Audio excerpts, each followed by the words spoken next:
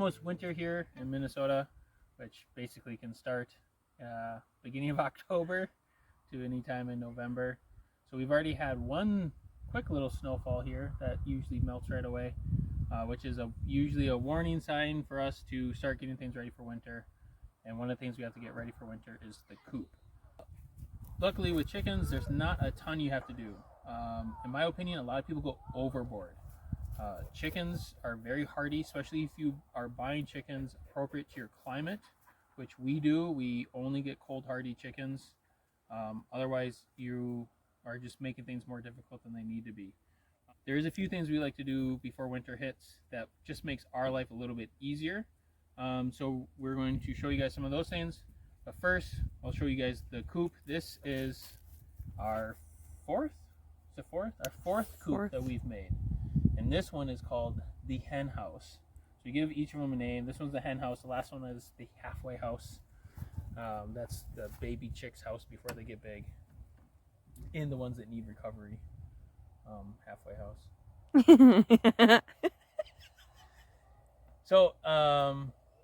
So this is the hen house. This is 7.5 feet by 10 feet. It should house about 25 to 30 birds. We currently house about 40 in here. So way too many birds in here, but we do let our birds out every single day. So they're not in here as long as some people, especially in the winter. Some people in the winter get afraid to let their chickens out.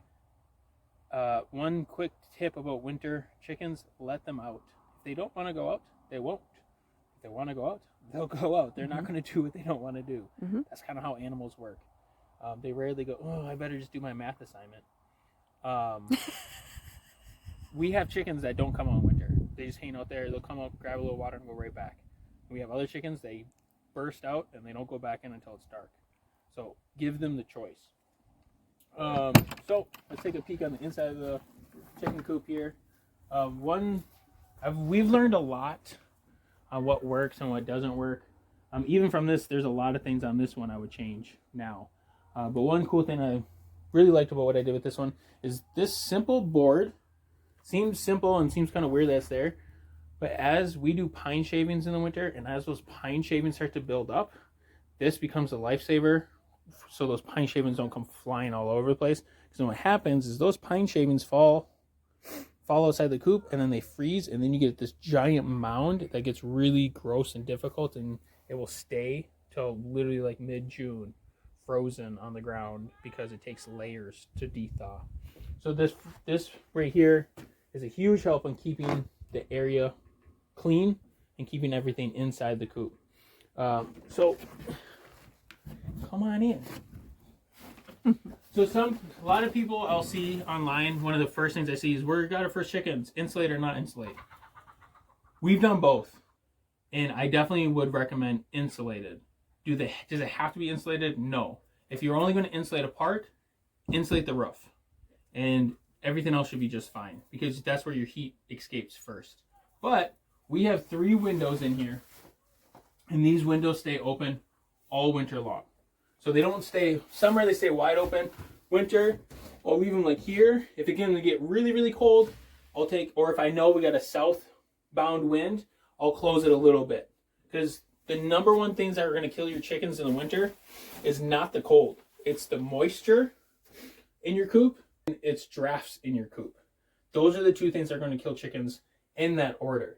So a lot of people want to get their coop airtight. That's the last thing you want to do. I've seen people take poly and wrap their coop and go, we're good for winter. Great, you're going to kill all your chickens now. Because all that moisture, all that hot air, because chickens' body temp, I believe, it's like 115, 120, somewhere around there. That's their normal body temp. That's super, super warm. And all that heat has to go somewhere. And you need to let it escape. So we have windows, 2 on the south side, 1 on the east side. I have small vent slits here. So I got 1 here, a small one here, and another one in the corner. And then, even with all this, I decided this wasn't enough because we have too many chickens in here. I did cut out 2 vents on the north side, which in the summer has been huge, having these in. In the winter, I often will close these ones unless I think it's getting a little too much moisture in here. So that's our venting in a nutshell. The biggest thing I can tell people is vent out your coops. If you think it's too much, it's probably not enough. And that's one thing we learned in the past is we weren't venting our coops enough. Also, the next big thing is I always tell people, do you have south-facing windows? Especially if you're in the north. If you're in the northern hemisphere like we are, do you have south-facing windows? And a lot of people say, oh, we have windows and they're venting. No, I'm not talking about venting at this point. Now I'm talking about light. Because one of the biggest attributes to your chickens laying eggs is light exposure. That's the reason why we have a window on the east side and we have 2 windows on the south side. Because being in Minnesota, the sun will come up in the winter. It comes up about right there and it goes down about right there. It's a teeny little circle that sun makes in the wintertime. Summer, it starts way over here and ends up way over there. But in the winter, it just bloop. And the chickens need as much as possible. Most people we know, their chickens stop laying by the time it hits December, January. They completely stop laying. We've never had our chickens stop laying. They slow down tremendously in comparison to summer, but they've never stopped laying altogether.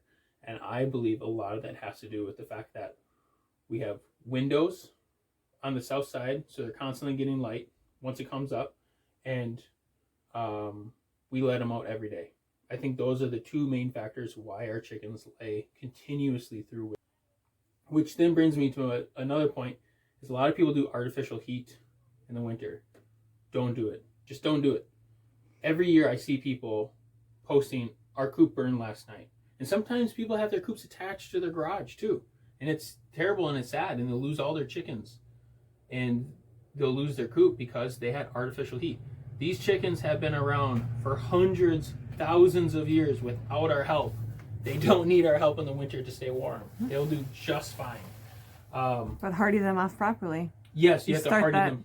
Yep, start that right away. So when you get them from chicks, you hardy them off, and that's the way they stay. You don't give them little breaks here and there. Yeah, you can't give them more heat source than they really need. And under this here, this is one of the ways we do it too, is under this pile of poo here, there's a plywood. This plywood actually comes out. So this is mounted a little bit higher. This is framed out on the ground here. Covered now. So once spring is here and we do our spring cleanup, which we'll do a video of that in the spring, and you'll see how gross it gets in here.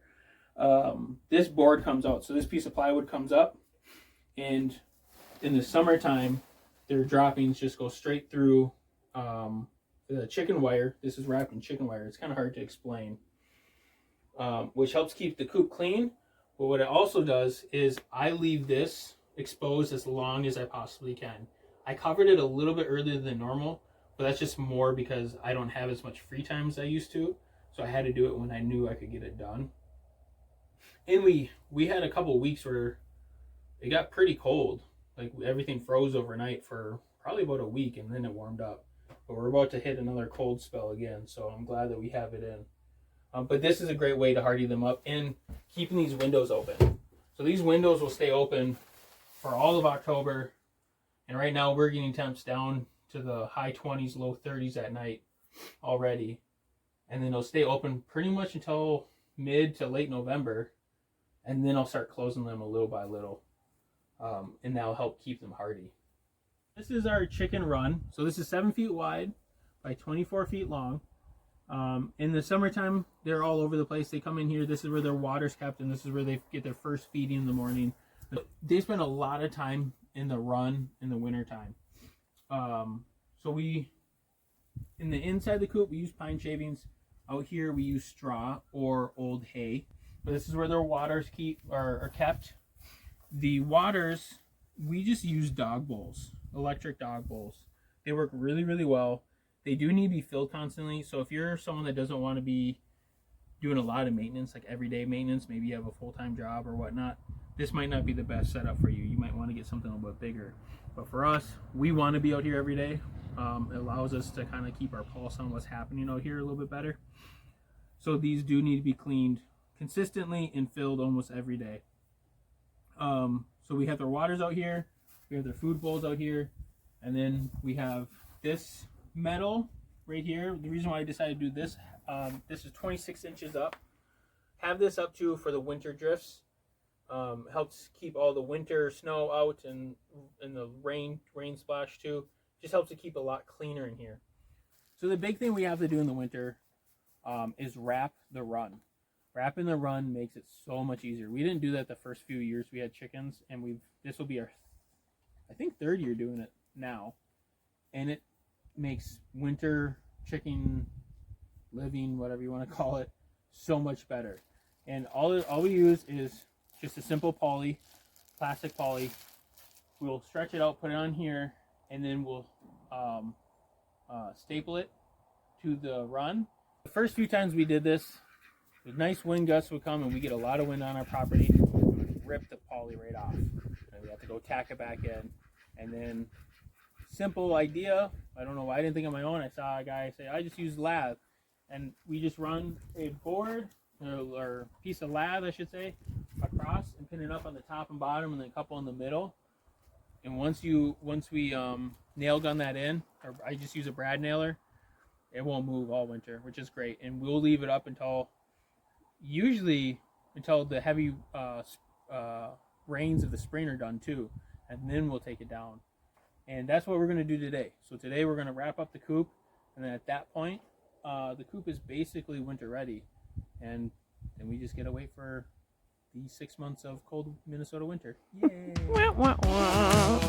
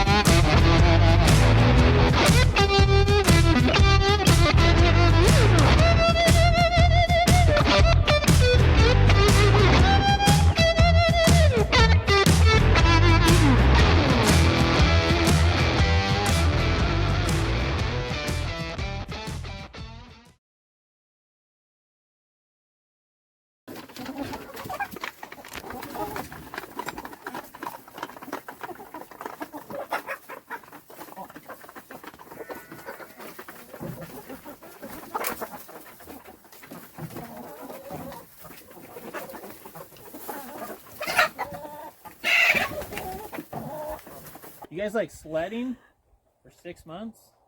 That's what we do. Not really. Shut up!